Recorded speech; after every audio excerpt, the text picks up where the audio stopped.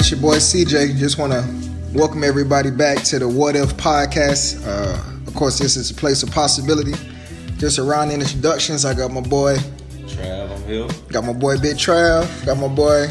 I got Jarvis. got my boy. My boys, yeah, pretty much. But yeah, this is me, Jarvis. Got Big Jarvis. Got Trav. We all in the building.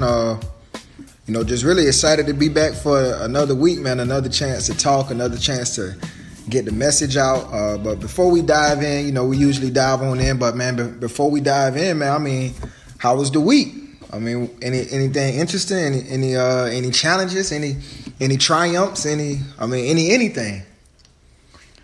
Feel free. I mean, it's open forum question.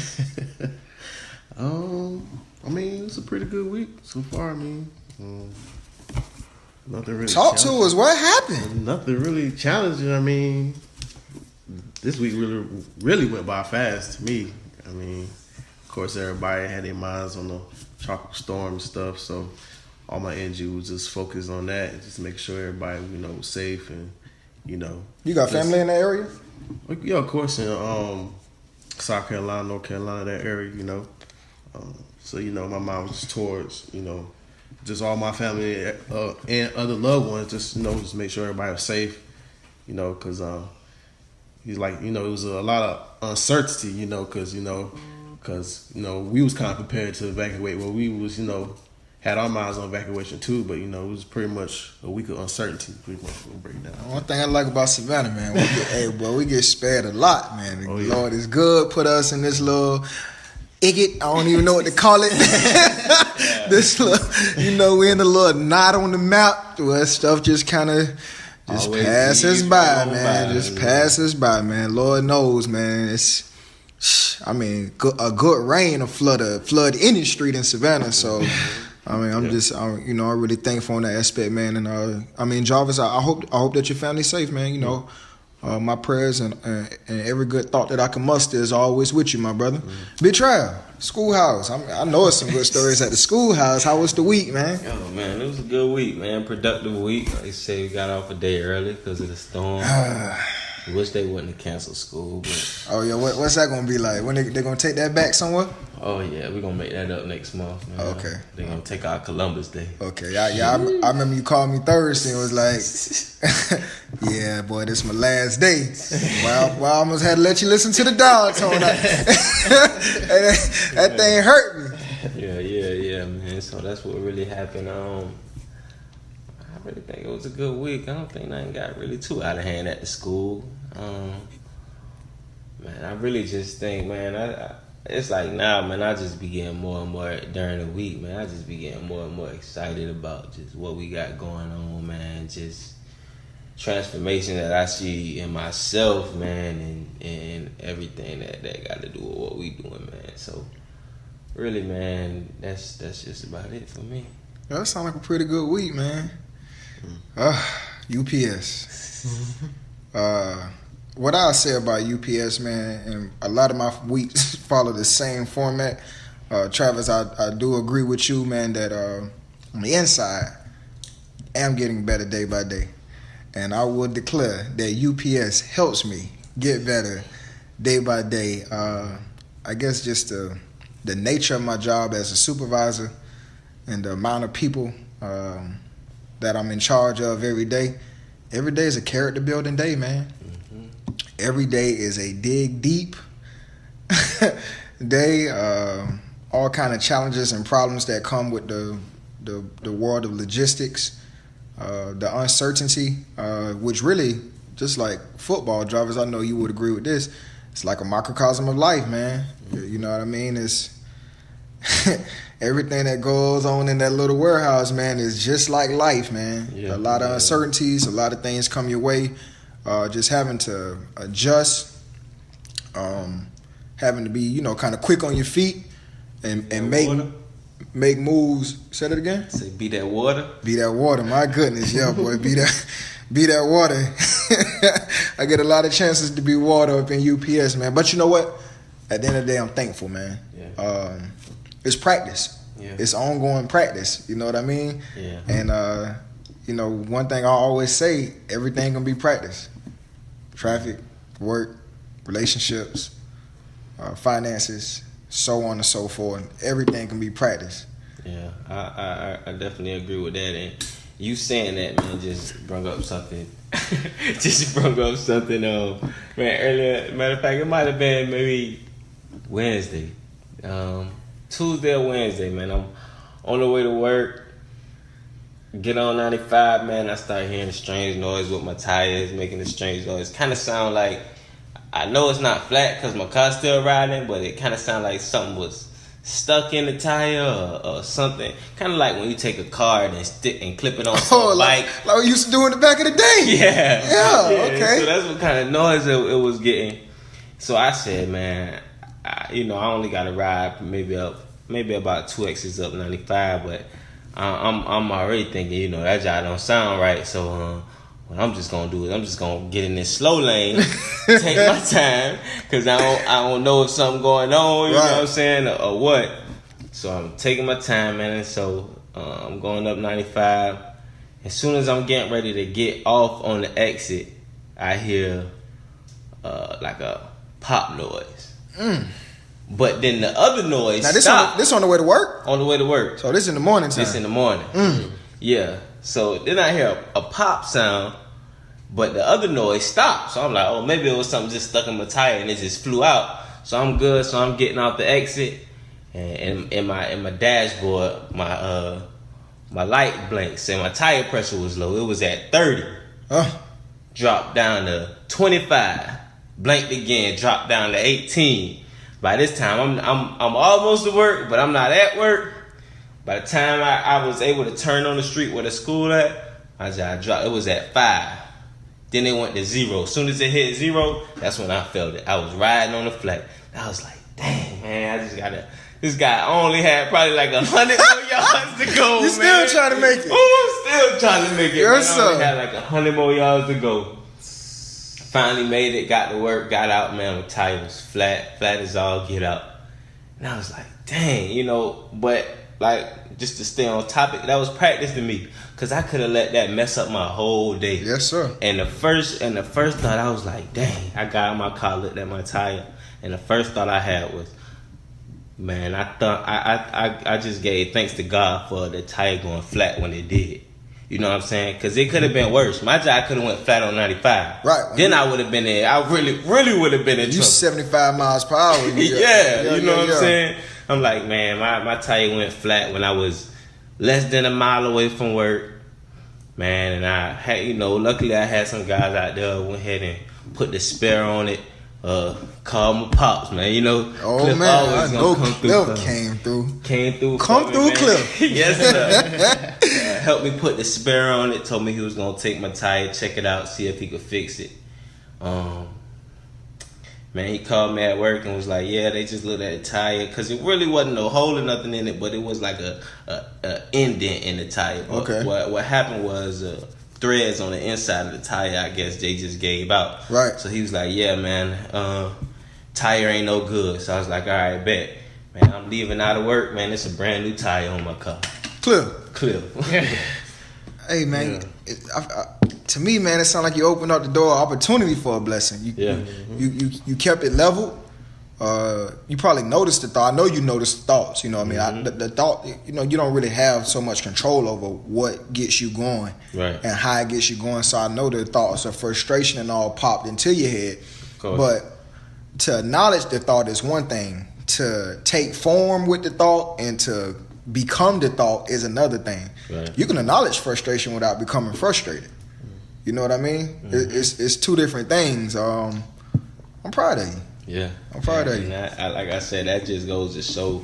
Like, I know some people may be like, man, that's just little, but man, a tire flat that could mess up somebody's whole day. Yeah, you know what I'm saying, and I just see the transformation in myself, just because, man, the whole time, like now I'm human, you know what I'm saying, so I ain't got it all the way down. So like I said, when the first thing I thought about was, man, thank you for going flat when they could. Right. Well, of course I had like, dang, that's gonna cost me money. You know what I'm saying? And now I'm finna be out here changing the tire, and I gotta go and work all sweaty. But like, man, I'm blessed, man. I'm thankful for what happened, how it happened, and I ain't gonna let this ruin my day, man. I'm gonna keep it going. I like that, man. Yeah. And you found something to be thankful for. You know, you just said something, Trav. You said a lot of people view that as a little thing. And truth be told, in the grand scheme of things, it is a little thing. But what's the saying? A journey of 1,000 miles begins with one step, right?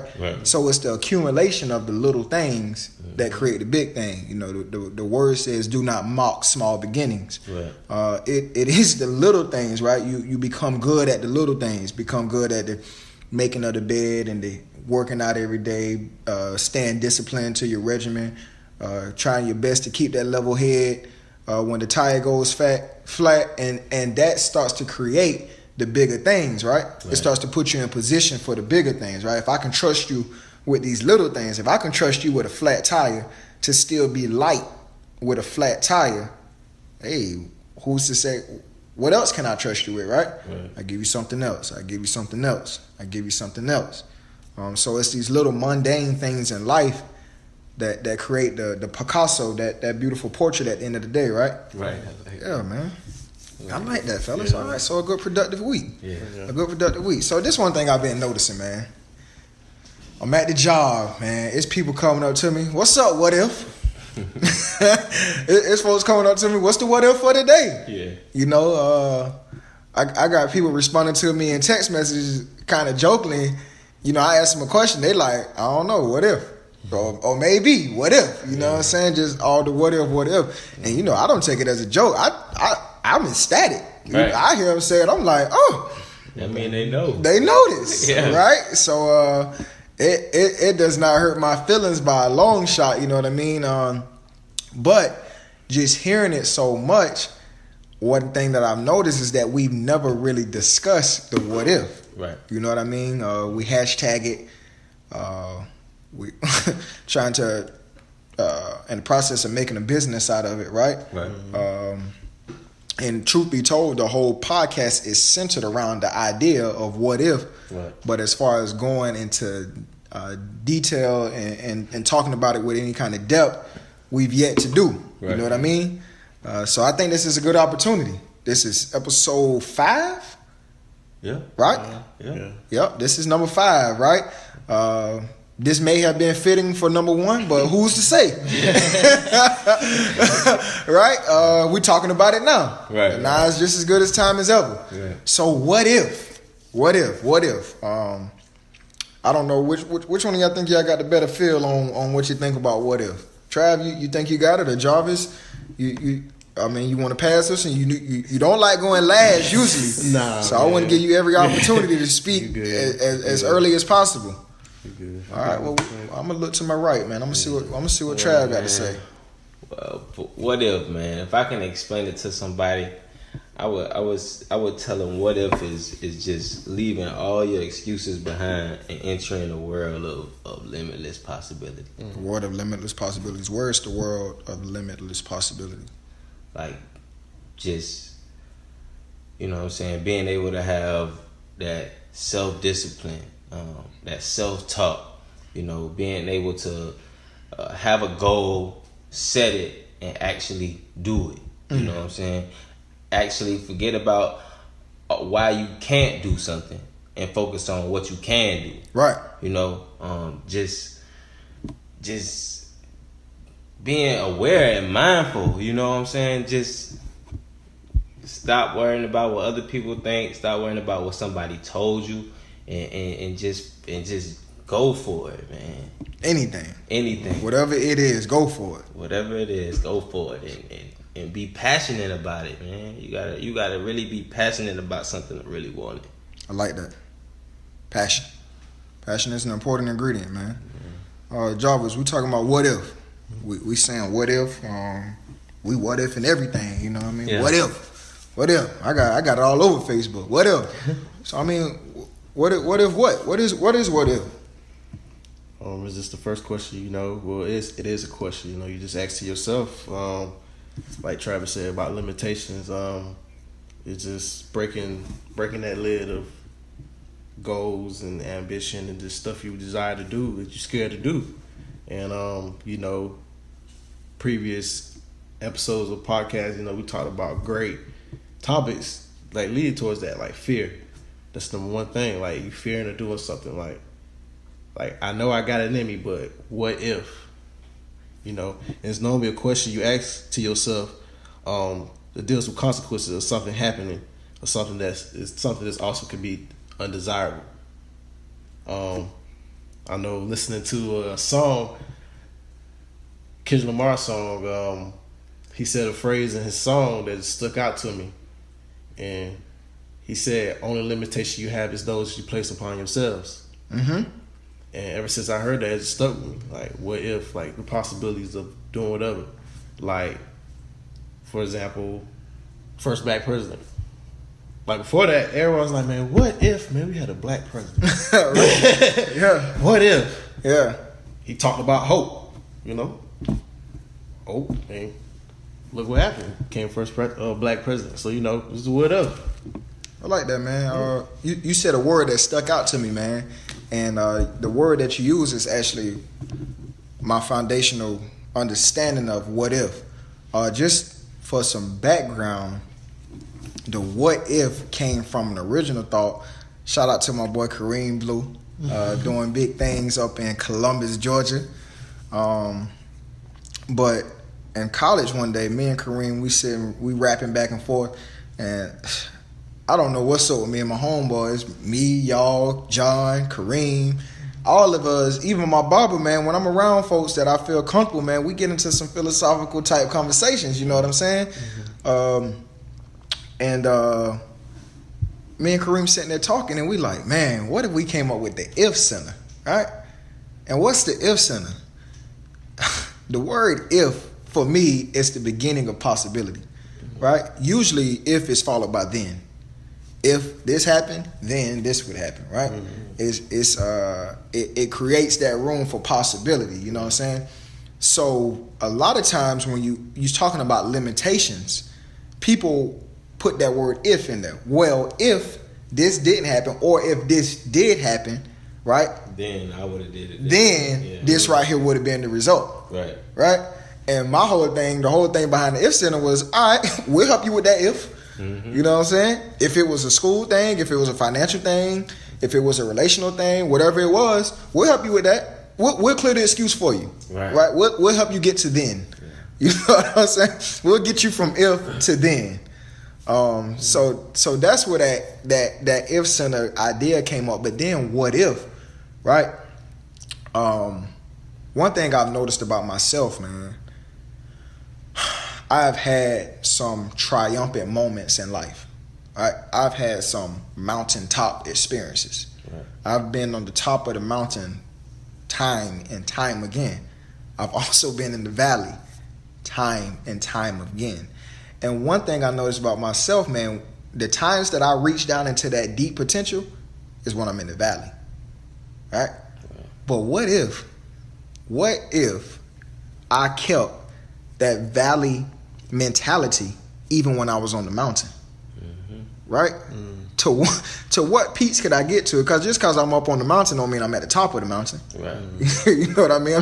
I'm higher in the valley. Mm-hmm. But what if I kept that same mentality? If I can't just give you an example, I'm going to give my first example, and then, y'all boys think of some examples, right? Think of some examples in your own life, right? So I'm in college. I'm acting a fool, right? I'm acting a donkey fish, man. I'm off the chain. Yeah. You know what I mean? I get locked up 4 times in 1 year, incarcerated. I'm stealing, I'm fighting, I'm drinking and partying out of control. Now, mind you, I went to college on a full-ride scholarship, football scholarship. Mm-hmm. But I tore my hip going into my junior year, and I never played ball again. And not that I wasn't doing anything before I tore my hip, but it kind of tempered me, right? Yeah. It put boundaries on me. Mm-hmm. I had to be to practice at a certain time and study hall and so on and so forth. So I was held more accountable. Mm-hmm. But once that accountability was taken away, first time I played ball for 15 years of my life, right? First time since I was 5 years old that I didn't play football. So when that happened, I got loose. You know, I went for it. I lived. And finally, I lived to the point to where I got kicked out of school. After my 4th incarceration, the 2nd felony, I want to say. The 3rd felony. 3rd felony, yeah. That was the 3rd felony. They finally kicked me out of school, and I was kicked out for 1 year. This was not my first time being expelled from school. Most people know that I got expelled from high school, too. But when I got expelled, I sat out of school for an entire year, right? 1 year time. And when I came back to school, I go to see my advisor, and I'm an all-A student. I mean, I'm a smart dude. Right. You feel me? I'm no dummy. You feel? I was blessed with that, and I'm very thankful for that. Right. So I go and see my advisor, and I'm like, hey, what's my GPA? And they tell me I got a 2.7. Like, what? I got a 2.7? Like, yeah.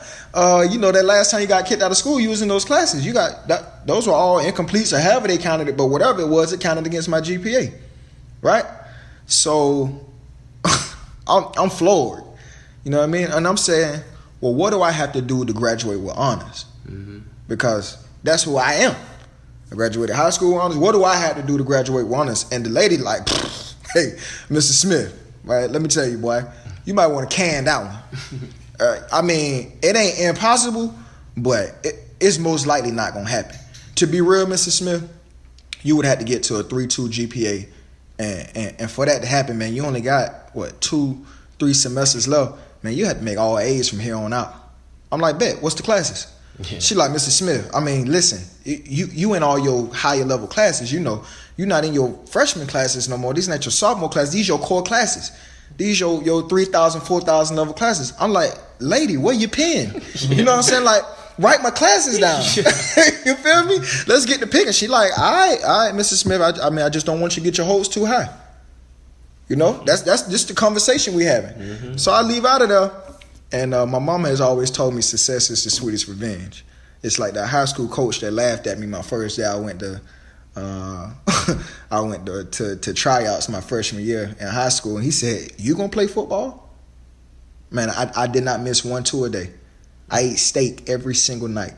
That's when Red and White was selling them 5 for $15 or whatever it was. Yeah. Every single night. You know what I'm saying? Folks don't know that kind of determination. Mm-hmm. But it was ended up starting my sophomore year at Jenkins. But left the classroom, had my papers. And when I say a shift, you know what I mean? Mm-hmm. I had never seen the inside of Savannah State's library. I didn't even know what it looked like. I had to ask for directions to get there. Yeah. In the library, studying, started getting amped about taking tests. Mm-hmm. You know what I mean? Started looking at tests as a personal challenge. Like, oh, you don't think I could pass your test? You know what I mean? Taking stuff as a challenge. Yeah. A. From the time I left her office, I may have made 1 B, maybe 2. I may have made 2 B's. A's all the way down. Long story short, I graduated cum laude. Now, is it my best? Nah, I don't think so. I think had I had that mentality, that what-if mentality, all the way throughout college, who knows where I would have been, right?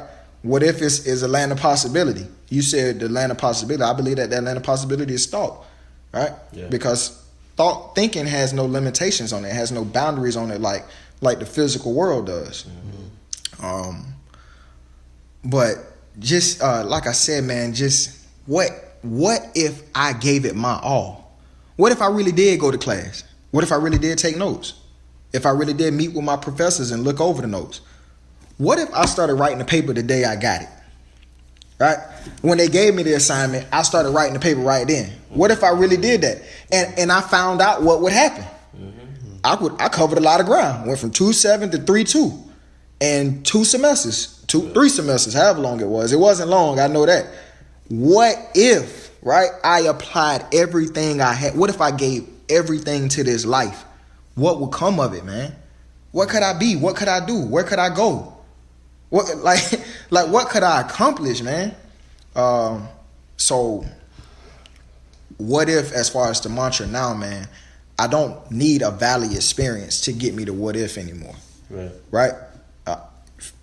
Some folks looking at me will say I'm in a mountain top-ish type area, right? I'm up on the mountain, decent job, doing decent things with the wife, decent things with the family. We got the podcast going. We do the little tutoring thing, the church thing, blah, blah, blah, so on and so forth. But this can't be it. Right. You know what I'm saying? I'm not free yet.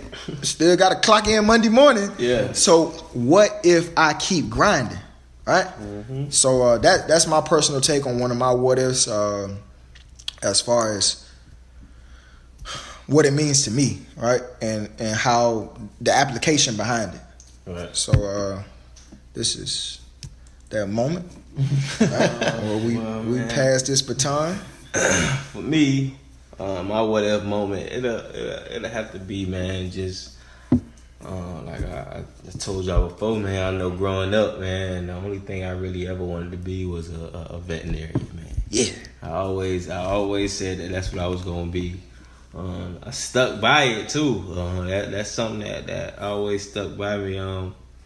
Until I was probably, I think that was about 9th or 10th grade. And I don't know who I was talking to. I don't remember who, but I know it had to be somebody who I was comfortable with, and I was, okay with taking their advice and listen, like really listening to them and taking what they say into heart. Yeah. So, like I said, I don't know who it was, but one time they asked me what was going on. I told them, yeah, man, I'm once I get out of high school, man, I'm gonna be a veterinarian. And they was like, you gonna be a veterinarian? You know what I'm saying? Like, that ain't easy to become.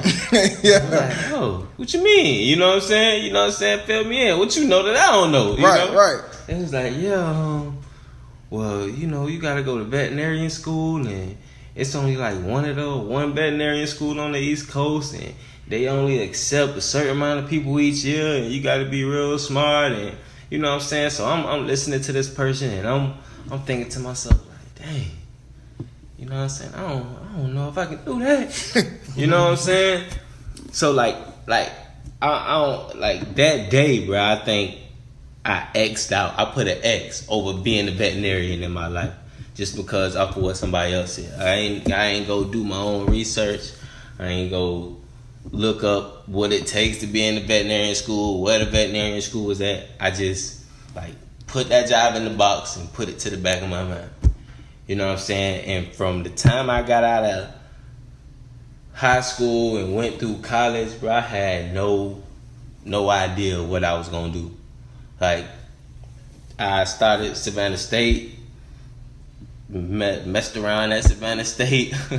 You know what I'm saying? Hey, it ain't hard to do. Yeah, ain't really take class and all of that stuff serious. Left Savannah State, went to Statesboro, Georgia Southern. Did the same stuff there.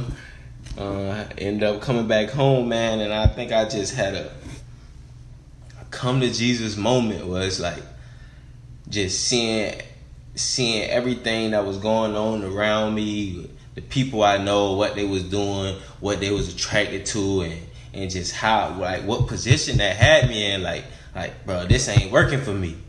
Like, you know what I'm saying? I can't do this no more. You know what I'm saying? So I think that's when I just sat down and had this kind of God moment, like something got to change, man. So I got back in school, and really just sitting down thinking, like I said, I like to help people, and I'm like, man, what could I do that I'm good at already, but just get better with going to school. Yeah. And I was like, I like helping people, and I like kids. So I'm you know what I'm saying, I'm gonna go be a teacher. Right. And truth be told, teaching is kind of veterinarian-ish. Yeah. Right. You helping somebody who's a little more helpless. Right. It has a veterinarian type aspect to it. I definitely think that you're in a place of your calling, or a place of your natural ability. Right. But go ahead and finish up, man. So I think I made that decision that's what I was gonna go to school for. let a couple of people know, and of course, you know, that you gonna be a teacher. Yeah, that's what you really want to do. You gotta have a lot of patience for that. You sure you want to deal with all those kids and all those parents? I'm probably one of them people. But man, at that moment, man, I thought about, man, this how I let my last dream get away. Yeah, This one, they ain't gonna happen. So, yep, I'm going to be a teacher. You know what I'm saying? I don't care what nobody think about it. It ain't many black male teachers, Trav. It ain't. Y'all boys are a rare breed. So, man, I went to school, did what I had to do, and I was in my last class. You know, you got to do the, what you call it? Your last class when you actually got to go be in. Like an internship or something like that? Yeah. And I didn't know where to go, where to start to find somebody to let me do an intern. Because, you know, I'm thinking, young black male walk up in these folks' place talking about, yeah, I'm trying to be an intern, you know, because I'm trying to become an educator. Might have a problem. Might have a real problem. You know what I'm saying? And that was stopping me. But I'm like, I thought about it one day, man. I was like, what if I stop being afraid, get rid of this fear, do what I gotta do, go in these people's spot, get me an internship so I can do what needs to be done.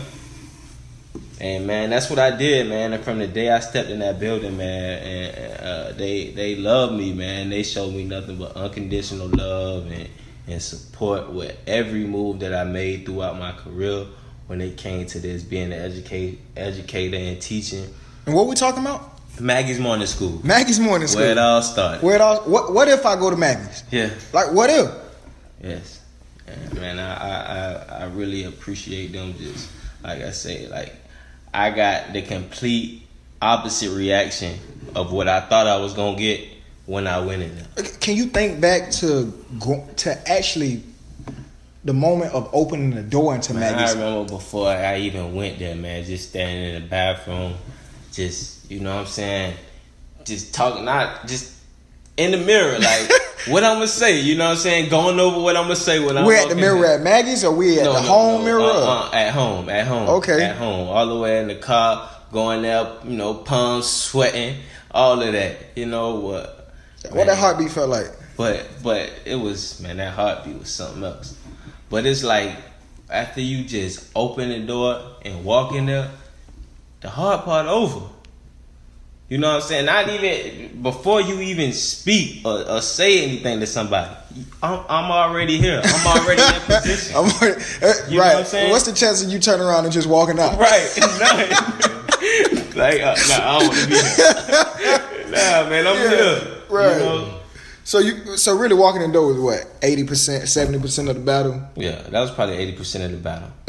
The other 20% was just, you know what I'm saying, it wasn't hard. It was just being there, presenting myself, you know, and telling them what I was all about, man. And like I said, from that day, man, Miss Maggie was just absolutely supportive, man. Everything I did with them, even when I finished school, and decided to go from, because Maggie's Morning School is a private preschool. Right. Even when I decided to make the transition from the private preschool to the public school system, like that was another hard, you know, just, you know, being here, they gave me my start. It's like, dang, I know they value me there. I know I was valued to them. Right. You know what I'm saying? And leaving, now they gonna have to try to find somebody else, and you know, so it's like, dang, but this it just don't stop here, man. I gotta keep going. And when I told her that, she was excited for me, happy for me, everything, man. And that just make you feel a whole lot, like 10 times more better. And they still, I still keep in touch with them every now and then. She actually, not too long ago, just wrote me a letter of recommendation for an award that I was nominated for through the Board of Education. So, like I said, they always been supportive of me. So just me breaking that barrier, that what if, man? What if I just put all my fear to the side, be passionate about it, go 10 toes down and do it? And that's why I'm at today. The what if kind of kept going though, because the first what if was, what if I become a teacher? Or what if I put my eggs in this basket, right? Yeah. Then it was, well, you had to go to school, right? What if I do my schoolwork? What if I do make it happen, right? It just keep growing. Right. You know what I mean? The once you start the process, it starts evolving. And that's the what if is just the initial point. You know what I'm saying? It's like I said, it's the beginning of possibility. Yeah. What happens after you open the door at Maggie's is that part is not of the what if. You know what I mean? Because you really have no control, man. That's the God element right there, man. That was like, you know, once you sow how in the measure that you sow, right? How much you actually put into it, man, the reward that he gives, man, is just it's an amazing thing, man. It is. It's an amazing thing. And look where it has you at right now. This is all from opening the door to Maggie. Yeah. You know what I mean? From going to school. Well, all of that just was a part of the process, right? This all just came from opening the door, man. Right. It's amazing, man. I appreciate that, Trav, man. I think that that is going to be a blessing for a lot of people. People who are teetering right now. All these fence straddlers, right? Who just want to walk on the fence of good and great. You know what I mean? The only enemy of great is good. Or really, to be honest, unfortunately, a lot of people probably not even that good, man. In a place of mediocrity, you know. One of the beauties and one of the destructive things about America is it's set up for you to just kind of get by. You know what I mean? You can get a decent job and work it for 30, 40 years, retire, go on a trip here and there. It's set up for that. Right. America is set up for that. It is set up for mediocrity. Yeah. It's also set up for greatness, right? It's just how much you're willing to invest into the system. And of course, we know what the general masses have chosen. But that may be another podcast. Yeah. Like I said, man, I really enjoy that story, man. Really enjoy your triumph, my brother. Yeah, indeed. Big Jarvis. What do you do? Talking about what if, man. Me and Trav have had what if moments. Everybody have had some what if moment, right? I have a what if moment constantly. You do? I mean, yeah. Oh, pick one. You can pick a couple. I know, starting off young, what if moment. I could say, just what I wanted to do, like growing up, like as far as like what I wanted to be, like growing up from a young age, all I knew was sports, just like you know, introduced to the game at 4 or 5 years old. So in my mind, like growing up, all I wanted to do was play football, you know. That's why I was happy. Big number 69. See, I had different numbers. I started off with big number 69. Yeah, I had number 14. I started off, that was little. And then, I had 69. Then I had 73, 74, 77. List goes on, man. But all I wanted to do was play football, and like I said, that was just the happiest time like I ever had. Just getting up, grinding. Waking up Saturday, like Little League, waking up Saturday morning, smelling that wet grass, ready to play. Yeah. That grass got a certain smell to it, man. Yeah, man. What's up with that fresh cut grass? I'll tell you one thing though, boy, shoulder is itchy. It smells good, but it's a Benadryl factory. Yes, my goodness. What's up though? But yeah, man, like trials come. My junior year, beginning of my junior year preseason course, playing football, I tore my ACL. I was there. Yeah, man. Had a good game too. Had a sack, everything. That was versus Effingham. Yeah, man. Yeah, them boys take care of you. Yeah, sure, indeed. Yeah. But of course, man, I tore my ACL, and I didn't know at the moment. Of course, I walked off the field, thought just my knee was sprained, but yeah, man, tore my ACL, and just I feel after that happened, I guess the game just felt different for me, I kind of say like the passion like kind of drifted away, and And while I was on that sideline, you know, of course, injured, I was just thinking, like, you know, of course, you know, this is my junior year. I'm getting a couple of offer letters, you know, college for you know, some scholarships. But it's that what if moment hit me like, of course, I'm hurt, but if I'm not doing this, what else I'll be doing? What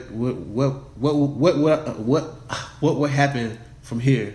Pretty much. What if? Right. Of course, you know, education is strong in my family, and it was no doubt I'm going to school. So I just that, I guess that moment hit me like, what if? Like, what?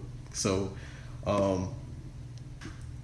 what if what though? Like, the direction of my life, like just my goals, like my ambition in life changed. So like, if I'm not playing football, what if I would be doing something else? So like, going into college, I really didn't know. Like my freshman year, I really didn't know what I wanted to do. I know I had interest in everything. I had interest in, you know, commentary. You know, I wanted to indulge in kind of like mass communications.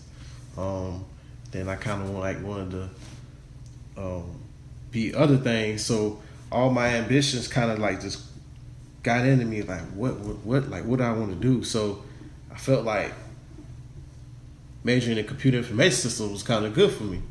But like, of course, like throughout school, you know, I had death in family, and like great grandma died, and like my mind kind of drifted away from school, you know, from, you know, the outside influence. So my first what if moment, well, my second what if moment while I was in school is, what if I let my family down?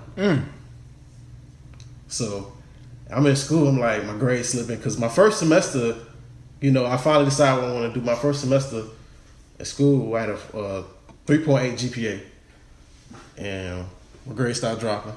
So like that's my second what if moment. Like, what if I let my family down? Like, what if I came all the way here to Florida and failed? So that's a second what if moment. And graduating, of course, I got my degree. Came back home, still looking for a job. So the third what if moment is, well, if I got this degree, I feel like the limitation for me is beyond this degree. What if I could be doing something else? And kind of like when we started this podcast, that would kind of other what if moment came to me, like, what if I could be helping other people? You know? Right. You know? So, like I said, it's like kind of many what if moments that could come to you in your life. It's just when that what if moment come to you, what could you do to answer that question, pretty much? I got that. So yeah, I tell you, you just put another spin on it that I never even considered. I've always viewed what if from a positive. I guess, I mean, one thing about words, sometimes they just don't get to the complete meaning of what you're trying to say. But the best word I can use is positive, from a positive standpoint, right? But you said, "What if I let my family down?" Which I think is equally as powerful. Right? It's equally as jarring as what if I give my all. It's opposite side of the same coin. So I actually like that because one thing about it, once you start applying yourself in those tough moments, it's going to take the things that you're actually doing it for to get you through those moments. Right? My family, or my legacy, or my son, or whatever it may be, is going to take those things to kind of get you through those moments. So what if I let my family down? Sometimes, I mean, that's enough to get you to a library or two. You know? that's enough to make you want to get up and go to work every day too. Right. Yeah. I mean, especially in your case, Trav. Right. I'm doing the quotation mark thing right now, right? I have a family. I do. You know what I mean? But Can't forget about Ginge. Can't forget about Ginge. But I'll tell you, man, you know, the feed Ginge is only $60 a year. You know, it's a beautiful thing. Anybody who want kids, I definitely encourage a small dog.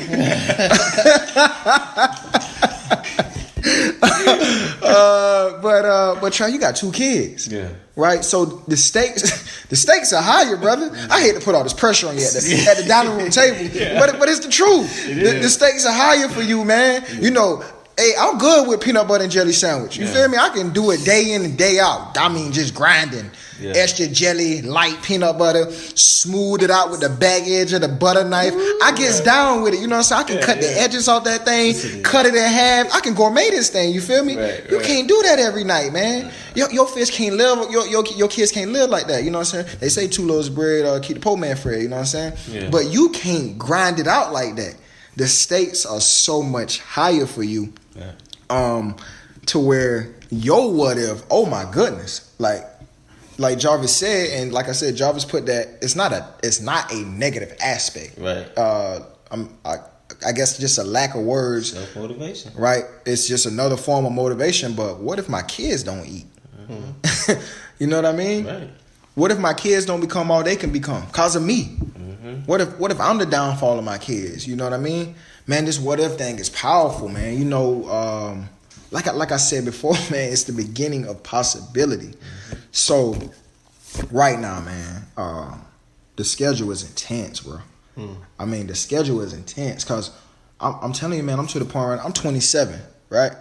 And right now I'm still considered fairly young. I still got good energy, still got good health, still got good strength. I'm strong as an ox. I'm telling you, Jarvis was in there with me last week, man. Yeah. I mean, pound for pound, I can get with you. Right. You know what I mean? But going into my 30s, I'm going into the peak and the prime of my life, right? And what if I gave it all right now? Mm-hmm. Right? Mm-hmm. What could be the possibilities, man? What if we're talking about it, and this is one thing I was thinking about on the shirts. I guess I'll just go ahead and say it now. Just under what if, truth, honesty, effort, discipline. I like that. That's what I think about as far as when I think about what if. What if I apply these things to my life? What if I apply myself to a life of truth, a life of honesty with myself, right? A life of effort in the attempt to form discipline. Right. You know what I mean? Mm-hmm. And like I said, man, the schedule is intense, man. I'm talking about, up 2-3 hours before work. Me and Trav kind of got big into the meditation thing. Yeah. Big into the affirmations. I love the affirmations, man. Yeah, I tell you, man, well, when I get into a tough spot, I'm like, boy, I am the man. Okay? Yeah. Do you understand? Yeah, at work, boy. Yeah, boy. In the classroom, I am peace. Boy, I am. Yeah. I tell you, back up now. Peace now. I am peace. Hey, I am calm. I am happy. I tell you, man, I got this dude, man. This dude I sit in the office with, man. You know what I'm saying? My man got a farting thing. You know what I'm saying? Yeah. You know what I'm saying? My man will blow the office up, you know what I'm saying? But then I'm in my affirmations and I'm saying I am love. You feel me? Yeah. Like, it's hard for me, man, because clearly me and this dude are raised 2 totally different ways. You know what I'm saying? Where I'm from, you don't just fart. You know what I'm saying? And like it's a joke. Yeah. You know, because my man do it for sport. You know what I'm saying? Like it's like a competition. You feel me? What if this fart is stinker than the last one? You know what I'm saying?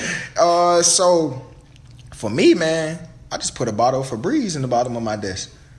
You know what I'm saying? He let out his phone. I let out my phone. Yeah. You know, I don't even get mad no more. I just reached out and I don't miss a beat. I'm probably still typing with the left hand. Yeah. I get the whole office right, put it back, close the drawer. I go back to typing. I have eliminated the hostility. Yeah. Bro, you can fart all day because I'm a lavender this thing up. Spraying with love. Boy, I'm gonna spray it up. Boy, you try to suffocate me? Boy, I'm suffocate man. You know what I'm saying? So, like I said, man, the meditation, the affirmations, man, the yoga, the weight room, the reading, the writing, the podcast, the studying, the creating silent spaces, right? Spaces of silence, cutting some of the social media, cutting the TV off, getting in my car and riding with the radio off, listening, right? noticing what my thoughts are down the highway. That putting into the system, right? We talked before in previous podcasts that this is an input-output system, right? Yeah. Putting in. What if I gave everything to this life, man? What if I legit put it all on the line?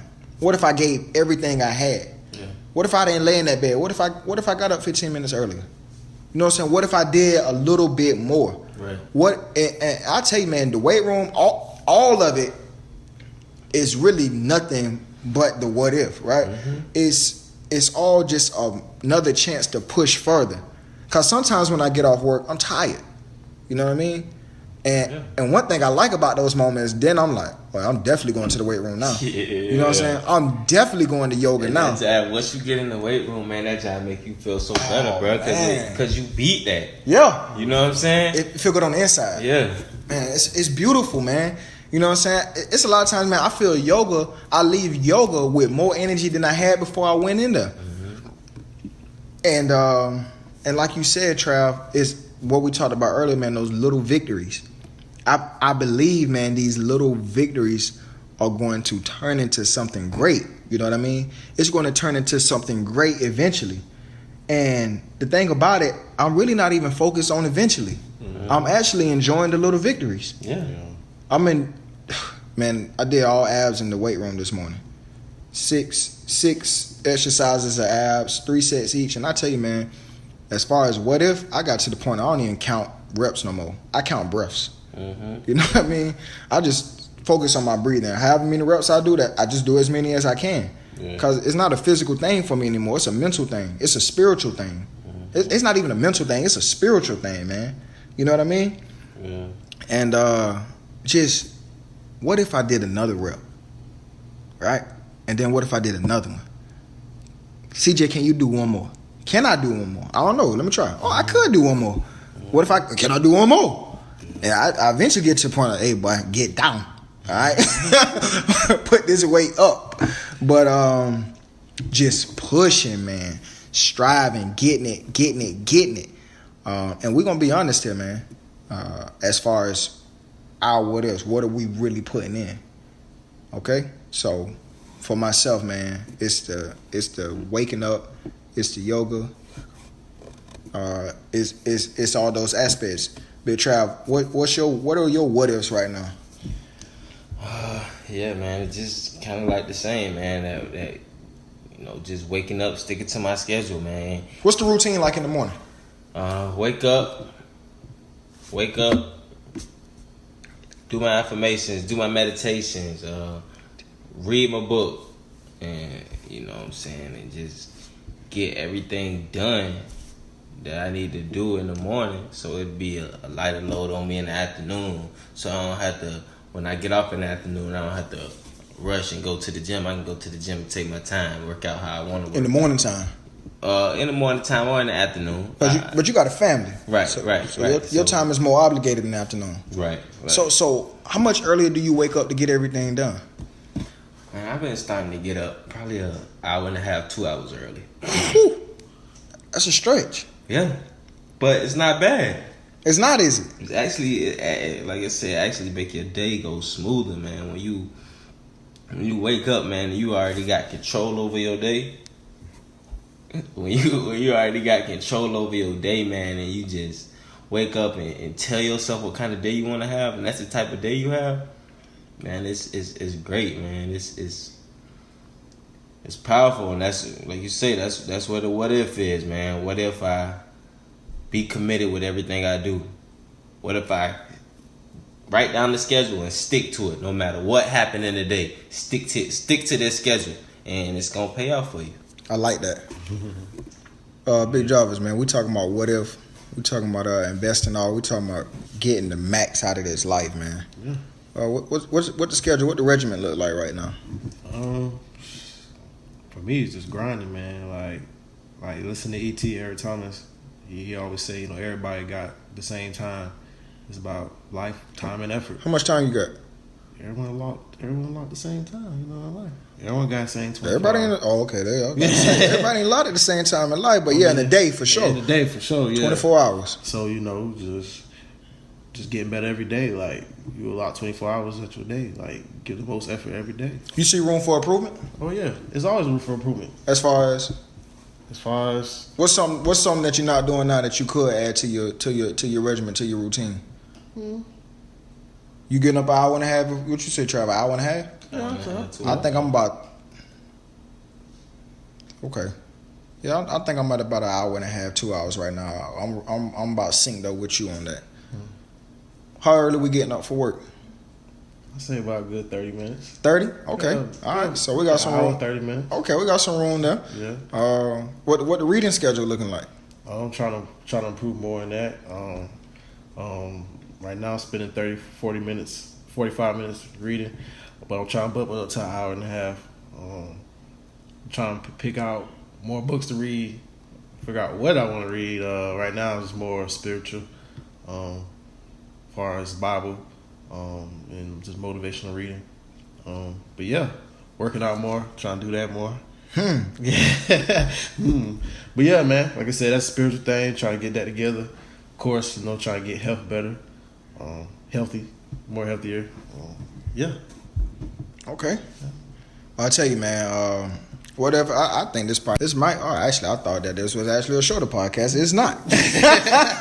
I wasn't even paying attention to the time, man. It's crazy how we just get to going and it just end up like this. Yeah. But what if, man?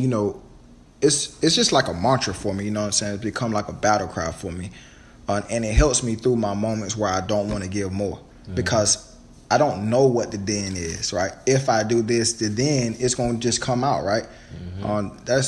That part is more so on God, you know what I mean? Right. Now I have set my intentions to what I desire, but man, he multiplies in such a way to where it just goes beyond your wildest dream, you know what I mean?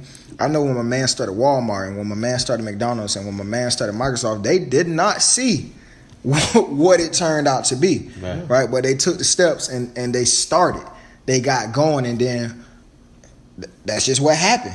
It turned into that. And I'm sure that they gave more effort and more effort than the other person was willing to give. More effort than Kroger, and just more effort. All the people they don't put out of business, they were willing to do more. They were willing to give more. They were willing to be more, right? And that's the point that I'm at right now, man. And that's the point that we're at right now, right? We're willing to give more so that we can be more, right? We always say, man, it's an input-output system. Oh yeah. All right. So it's a sowing reaping system. Yeah. What you put in, that's what you're gonna get out. And like I said, man, I heard TD Jake say it best, man. Hey, listen, you can sit and pray for a chair, you can pray for a wooden table, you can pray for a wooden desk, you can pray for. Hey, God ain't in the furniture making business. All right, He in the tree making business, right? You're gonna have to put something in, baby. Now, what He can do with that after you put your part in, who knows? He can open you a whole chain of havities for all I know. But you're going to have to put your hand to the plow and get something popping. Right. You know what I mean? Hey, man, it's been another great afternoon with you guys. Of course, again, man, this is What If, man. This is the place of possibility, man. This is the place where we apply truth, we apply honesty. We believe in effort. And we believe that applying those things will eventually lead to discipline, one of the main ingredients of success. Again, man, it's your boy CJ, man. I'm signing out. I'm getting up out of here. It's your boy Trav, man. Appreciate y'all, man. We out of here. Yeah, it's your boy Jarvis, J Lang, everything you want to say. But yeah, man. Good talk, man. Good talk, man. Hey, love y'all boys. Love you too, brother. Love you, BJ. All love, brother. Hey, we out again. Peace.